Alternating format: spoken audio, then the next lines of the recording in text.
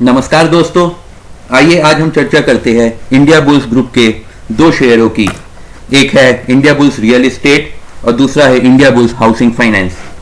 तो आइए दोस्तों हम इनकी चर्चा शुरुआत करते हैं। उससे पहले दोस्तों मैं आपको बताना चाहता हूं कि अगर आप इंट्राडे ट्रेडिंग में इंटरेस्टेड है तो उसके लिए हमारा एक टेलीग्राम चैनल भी है जिसकी लिंक डिस्क्रिप्शन बॉक्स में है। अगर आप इंट्राडे ट्रेडिंग में इंटरेस्टेड है और अच्छी एक्यूरेसी के संग रियल टाइम में कुछ देखना चाहते हैं कि कैसे हम ट्रेड लेते हैं तो उसके लिए प्लीज आप उस टेलीग्राम चैनल को ज्वाइन करिए। आइए हम रिसेंट न्यूज देख लेते हैं क्या आई है। तो आप सभी को पता होगा कि थर्सडे को हमारी फाइनेंस मिनिस्टर सीतारमन ने अनाउंस किया था कुछ स्टिमुलस पैकेजेस एंड कुछ मेजर्स बताए थे उन सेक्टर्स को फोकस करते हुए जो कि पैंडेमिक से सबसे ज्यादा हर्ट हुए थे। इसमें आपका tourism industry, real estate industry, इन सब पे बहुत ज्यादा फोकस था। तो उस स्टिमुलस के बाद आप देखेंगे कि काफी सारे रियल एस्टेट के शेयर्स में काफी अच्छा बूम आया है और उसमें एक इंडिया बुल्स भी काफी प्राइम उसमें था, इसमें बहुत ही ज्यादा बूम आया है। तो आप देखेंगे कि इंडिया बुल्स हाउसिंग फाइनेंस हो या इंडिया बुल्स रियल एस्टेट हो, इन दोनों शेयर्स ने ही पिछले 2 से 3 दिनों में बहुत ही ज्यादा गेन किया है।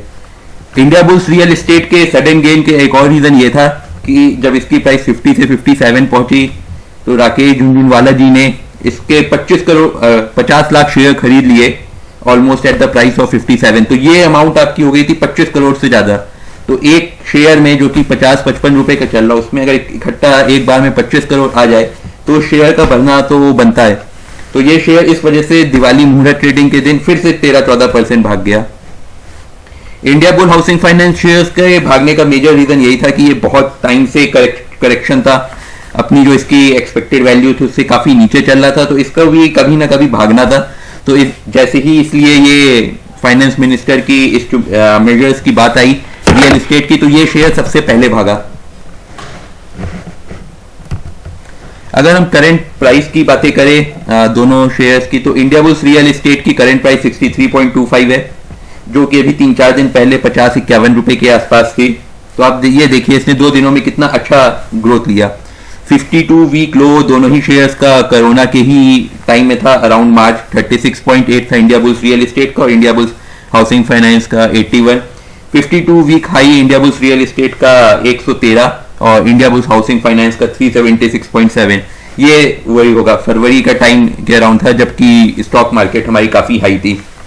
अगर हम इंडिया बुल्स हाउसिंग फाइनेंस भी काफी भागा है, 150 रुपए से ऑलमोस्ट 184 पे आ गया है पिछले लास्ट 3-4 ट्रेडिंग सेशन से।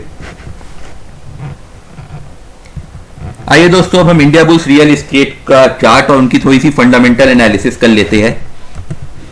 तो अगर हम इंडिया बुल्स रियल एस्टेट की फंडामेंटल एनालिसिस की बात करें तो अगर हम इनकी स्ट्रेंथ्स देखें तो थोड़ा राइजिंग कैश फ्लो इनका बढ़ा है ऑपरेटिंग एक्टिविटी से। कंपनी ने धीमे धीमे अपनी डेप्थ रिड्यूस कर रही है, 0 प्रमोटर प्लेज है इसमें, प्लस इसमें प्राइस के जो मोमेंटम्स हुए पास्ट 2-3 दिनों में वो बहुत ही ज्यादा स्ट्रांग है और हाई चांस है कि नेक्स्ट रीडिंग सेशन में भी ये स्ट्रेंथ बनी रहे। अगर हम इनकी वीकनेसेस की बात करें तो जो शेयर होल्डर के फंड्स थे वो बहुत ज्यादा इसमें ऑब्वियस सभी को पता है कि काफी डिक्लाइन हुआ है। रेवेन्यू प्रॉफिट में थोड़ा सा डिक्लाइन हुआ है, नेट प्रॉफिट लास्ट 2 ईयर से घट रही है। तो अगर हम इनको कंबाइन करेंगे तो फंडामेंटली ये इंडिया बुल्स रियल एस्टेट ठीक ठाक कंपनी लग रही है, कोई ना बहुत ज्यादा स्ट्रांग ना बहुत ज्यादा वीक।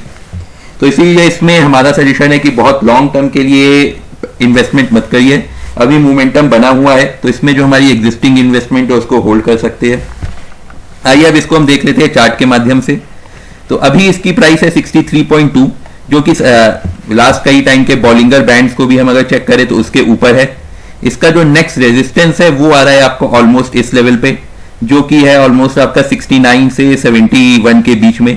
तो ये एक अच्छा टारगेट हो सकता है जहां के बाद इसके गिरने की थोड़ी चांसेस है क्योंकि उसके बाद की जो बाद का जो रेजिस्टेंस है वो काफी ऊपर जा रहा है, वो आपका करीब आएगा यहां कहीं आएगा 79-80। तो एक स्टॉक 50 से 80 इतना ज्यादा गेन दे जाए हमें एक झटके में वो थोड़ा मुश्किल होता है। तो इसके गिरने की आरएसआई भी इसकी बहुत हाई हो चुकी है तो यहां से बहुत ज्यादा अप मूवमेंट की चांस थोड़ी कम है। तो इसलिए आप लोग इस पोजीशंस को अभी सेल मत करिए, बट हाँ, फ्रेश वाइन को अभी आप इसमें मत रखिए। अगर आप लोग को इसमें सपोर्ट चाहिए तो सपोर्ट मैं कहूंगा आप लोग एक छोटा सा इसमें सपोर्ट रख लीजिए 60 के अराउंड, ताकि वोलेटिलिटी को एनकाउंटर करने के लिए। तो अगर ये मार्केट डाउन हुई या कुछ भी इसमें नेगेटिव न्यूज आई तो आप लोग को आपके जो एग्जिस्टिंग प्रॉफिट्स है वो आप लोग को मिल जाए, बहुत ज्यादा उसमें लॉस ना हो। क्योंकि ये शेयर्स क्या है कि काफी वोलेटाइल शेयर्स है, कुछ भी न्यूज आती है एकदम से भागता है, कुछ भी नेगेटिव न्यूज आती है तो एकदम से गिरता है। तो उन चीजों को हमें ध्यान रखना है। आइए अब हम डिस्कस कर लेते हैं चार्ट और फंडामेंटल एनालिसिस के बेसिस पे इंडिया बुल्स हाउसिंग फाइनेंस को। तो इंडिया बुल हाउसिंग फाइनेंस की अगर हम स्ट्रेंथ्स देखें तो इसकी स्ट्रेंथ बस यही है कि जीरो प्रमोटर प्लेज है। थोड़ी सी इनकी प्रॉफिट्स बढ़ी है पास्ट 2 क्वार्टर्स में, वो ऑलमोस्ट हर कंपनी की बढ़ी है, क्योंकि कोरोना के टाइम सारी कंपनी का काम ऑलमोस्ट ठप था। तो उसके बाद धीमे धीमे जैसे जैसे अनलॉक्स स्टार्ट हुए तो कंपनीज की प्रॉफिट्स बढ़ी है। लेकिन अगर आप इनकी वीकनेसेस देखें तो उसमें काफी सारी है। हाई इंटरेस्ट पेमेंट्स हैं, क्वार्टरली नेट प्रॉफिट में प्रॉफिट मार्जिन में डिक्लाइन हो रहा है, कैश फ्लो डिक्रीज हो रहा है, quarterly revenue net profit year on year basis पे डिक्रीज हो रहा है। तो इसमें देखिए आप कई सारी प्रॉब्लम्स हैं। तो फंडामेंटली ये कंपनी थोड़ी वीक लग रही है। तो इसमें भी आप वही अभी मोमेंटम है तो आप अपने शेयर्स को होल्ड करिए, लेकिन जैसे ही मोमेंटम खत्म हो इस कंपनी में लॉन्ग टर्म के लिए इन्वेस्टमेंट को मैं बिल्कुल नहीं सजेस्ट करूंगा। आइए अब हम इसको चार्ट के बेसिस पे देख लेते हैं। अगर हम इसको चार्ट के बेसिस पे देखेंगे तो अभी इसकी प्राइस 184.6 है। इसका जो रेजिस्टेंस लेवल है वो आपका आ रहा है ऑलमोस्ट 220 के अराउंड आ रहा है, तो जो कि एक अच्छा हमारा टारगेट हो सकता है। क्योंकि अभी के लिए यहाँ पर वॉल्यूम्स भी देखेंगे काफी बुलिश है ये स्टॉक। बाकी आप अगर इसमें स्टॉप लॉस और बहुत ज्यादा छोटा ही सा इसमें स्टॉप लॉस रखिएगा आप लोग, इस रेंज के अराउंड हम स्टॉप लॉस रख सकते हैं। एग्जैक्ट टारगेट्स मैं आपको आने वाली स्लाइड्स में बता दूंगा। स्टॉप लॉस की वैल्यू क्या होती है दोस्तों, वो उसका परफेक्ट एग्जांपल है इंडिया बुल्स शेयर। अगर आप ये देखिए, अगर हम थोड़ा पहले आ जाए ऑलमोस्ट आपके 2018 के आ जाए तो ये देखिए एक टाइम इस स्टॉक की वैल्यू थी 1300-1400 रुपए में ये स्टॉक रहता था, इस रेंज में रहता था। फिर कुछ नेगेटिव न्यूज आई और ये स्टॉक का आप देखिए क्या भयंकर डिक्लाइन हुआ। 1300 का स्टॉक आपका रह गया, यहां तक आते आते आपका 70-80 रुपए का स्टॉक हो गया। तो सोचिए जिन लोगों ने यहां पे स्टॉक खरीदा होगा और अगर उन्होंने उसको फर्स्ट डिक्लाइन पे बेचा नहीं होगा तो आज उनकी क्या हालत हुई होगी, ऑलमोस्ट उनका 90% पैसा चला गया। तो दोस्तों यही वैल्यू होती है स्टॉप लॉस की, वो आपको इस टाइप के अनएक्सपेक्टेड फॉल से काफी बार बचाता है। क्योंकि ये मार्केट है और इसमें कब क्या हो जाए वो किसी को नहीं पता, तो इसलिए स्टॉप लॉस की बहुत ज्यादा वैल्यू होती है। मेरी कोशिश रहेगी कि मैं रिस्क मैनेजमेंट पे जल्दी कुछ वीडियोस बना के डालूं, क्योंकि ये इसी वजह से हमारे जैसे रिटेलर्स बहुत कई बार स्टॉक मार्केट में पैसा उनका काफी चला जाता है जितना जाना नहीं चाहिए, क्योंकि वो उनका रिस्क मैनेजमेंट थोड़ा प्रॉपर नहीं रहता।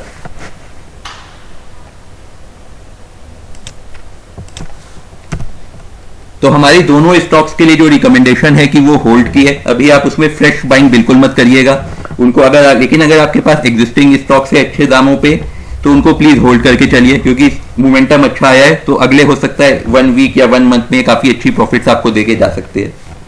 अगर हम इंडिया बुल्स रियल एस्टेट की टारगेट्स की बात करें तो इसमें जो हम 1 मंथ या ये टारगेट उससे पहले भी अचीव हो सकता है, अराउंड 70 रुपीज का देख रहे हैं। स्टॉप लॉस छोटा सा मेंटेन करके रखिएगा 60 रुपीज का। फ्रेश बाइंग पोजीशन अगर आप इसमें देख रहे हैं तो उसको प्लीज 55 से आगे मत करिएगा, 55 से महंगे दाम में मत खरीदिएगा, क्योंकि इस बहुत ज्यादा फंडामेंटली स्ट्रांग नहीं है। तो मार्केट गिरेगी या कुछ भी नेगेटिव न्यूज आएगी तो ये स्टॉक की हाई चांसेस है कि ये 50 से 55 की रेंज में वापस आ जाए, जहां पे कि अभी 3-4 दिन पहले तक ट्रेड कर रहा था। अगर हम हाउसिंग फाइनेंस के टारगेट्स की बात करें तो करेंट प्राइस इसकी 184.5 है। 1 to 2 मंथ्स का टारगेट हम इसमें 220 के राउंड रख सकते हैं, जो कि इसका नेक्स्ट रेजिस्टेंस है। स्टॉप लॉस इसमें 160 से का सही रहेगा, थोड़ा सा इससे हमने डाउन कर दिया है प्रेजेंट प्राइस से वोलेटिलिटी को एनकाउंटर करने के लिए, क्योंकि काफी वोलेटाइल स्टॉक है ये। और अगर इसमें आप फ्रेश बाइंग पोजीशन देख रहे हैं तो वो आपकी 145 से 150 या मैक्सिमम 155 तक आप देख सकते हैं, उससे महंगे में मत खरीदिएगा, क्योंकि मार्केट भी अभी आप देखेंगे अपने ऑल टाइम हाई पे है। तो कि कभी भी मार्केट में 5 to 10% का करेक्शन एक्सपेक्टेड है, तो हमें अभी वैसे भी किसी भी शेयर में लॉन्ग पोजीशंस बहुत ही सोच समझ के लेनी है। दोस्तों अगर आपको हमारा वीडियो पसंद आया हो और आप हमें और सोशल मीडिया चैनल्स पे फॉलो करना चाहते हो तो आप हमें टेलीग्राम, ट्विटर, फेसबुक, ट्रेडिंग यून में ट्रेडिंग बुल्स के नाम से सर्च कर सकते हैं और हमें फॉलो कर सकते हैं। वहां पे भी हम रेगुलरली अपने व्यूज पोस्ट करते रहते हैं।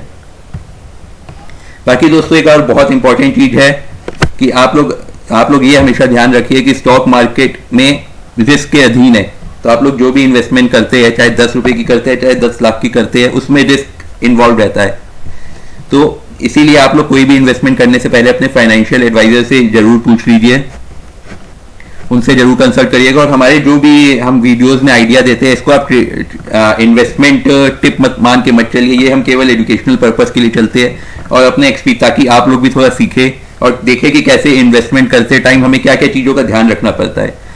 क्योंकि हमें चार्ट, फंडामेंटल एनालिसिस, मार्केट में अभी क्या चल रहा है, उन सारी चीज़ों को देख के हमें इन्वेस्टमेंट करनी पड़ती है। तो हमारे वीडियोस बनाने का बस यही उद्देश्य है कि हम आपको उनसे अवगत करा सके। बाकी दोस्तों आपके जो भी व्यूज हैं उनसे आप प्लीज कमेंट सेक्शन में मेंशन करिए और हमारी कोशिश रहेगी कि जल्द से जल्द हम उस पर रिप्लाई बैक करें। धन्यवाद दोस्तों।